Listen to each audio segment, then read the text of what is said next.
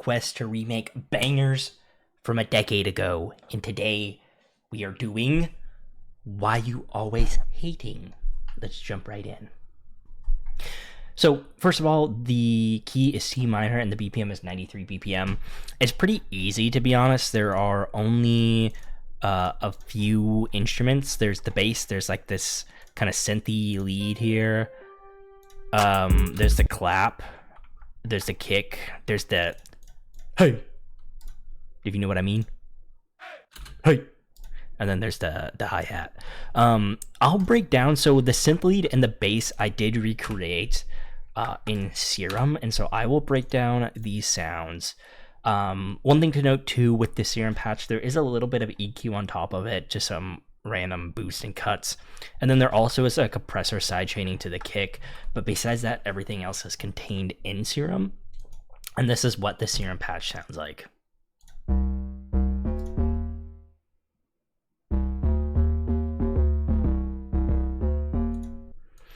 And I'll try to do my best to break it down. There's a lot of stuff going on.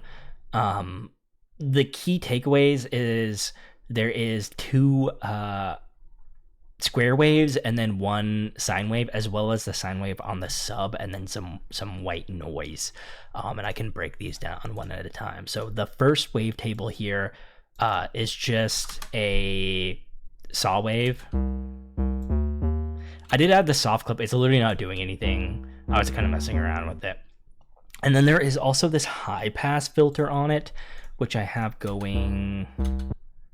I have it on a macro here, so I can control the low pass filter on this, if I wanted to. But there is just it's just a square wave pretty much with a low pass filter here. And then there also is a sine wave that is pitched an octave down. Solo, it sounds like this. It's quite low. It's just adding some sub there. And then there is a a second saw wave, and it also has a low pass. It has some unison, so I did give this one a little bit of unison.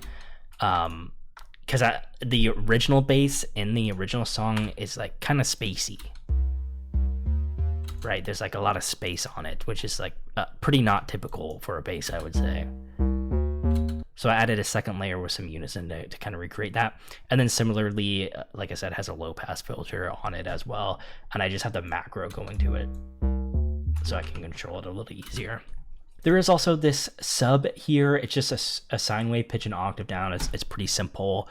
And then there is a low pass filter going to everything, the sub, A, B, and C oscillators, and as well as the noise. I just have this air can as the noise. Just adding a little texture on top. This is without the filter. With the filter. So there are two low pass filters technically, one on oscillator A and oscillator C, and then there's another one affecting everything. The only other thing to note here too, I do have a macro going to envelope to the decay here, and what this is doing is it is a parameter for the coarse pitch here, and this is adding a little bit of punch to it. So essentially it's pitching down really fast every time a note plays, and I can turn this up all the way to so you guys can kind of hear a very exaggerated version of this. Right. It's just pitching down. It's pitching down the chorus up here, so you can see it. I like to keep this. If I turn this off, it's like kind of flat. This adds a little bit of punch to it. You know, if you put it at the right amount, it can really add some punch. So. That's essentially what this is doing. Besides that, there are some effects too. I'll break down what is going on here. So first of all, we just have an EQ. It's just giving a boost down below here.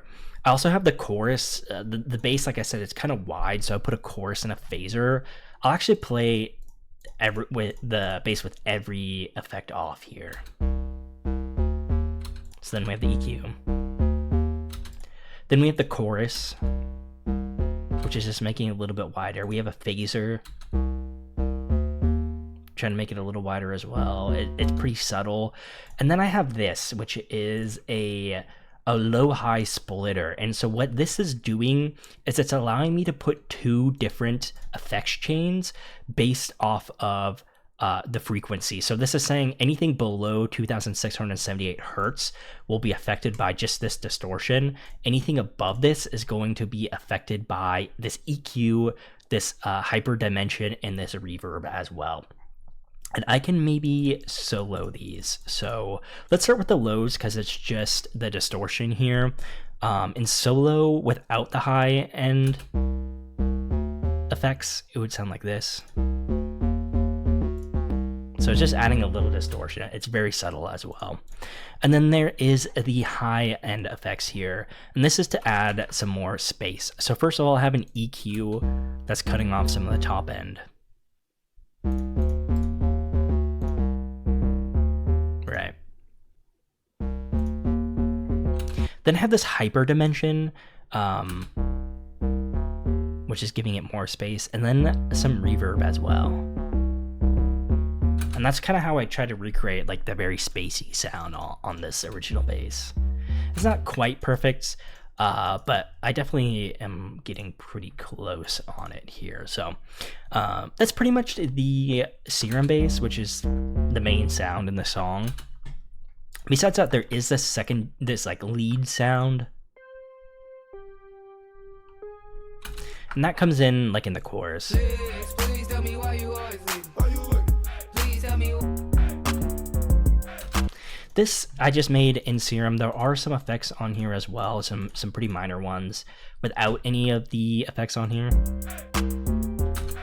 This is pretty basic. It's just the AT Juno 106 wavetable here, and then I do have a high pass filter on it with the high pass around the 57% there.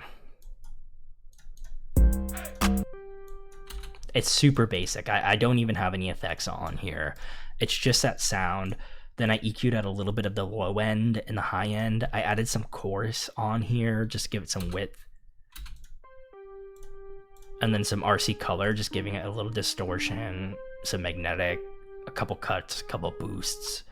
And that's really about it. Besides that, I have a kick in here. It's a kick from my own sample pack. I believe this is in let me find it here. Awarre Sample Kit Volume 2. It's called the Mine Kick here. And so if you want to use it, you can go ahead and buy the sample pack. It's on my website, awarresounds.com. There's a link in the description. But combined, the three sounds sound like this. And there is one thing happening too. There is some sidechain happening on the bass when the kick comes in. So essentially, there is a cut when the kick happens. You can kind of see here. If I didn't do this, the kick and the bass would kind of clash together, and it would sound a little bit more muddy.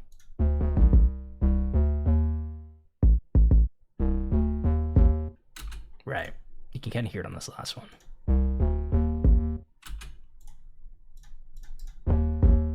There's like some distortion when I take that compressor off. It allows the kick to come through there. So besides that, there are these clap sounds. Pretty basic clap. There's just some reverb. I have the FabFilter Pro. I'm using this preset here.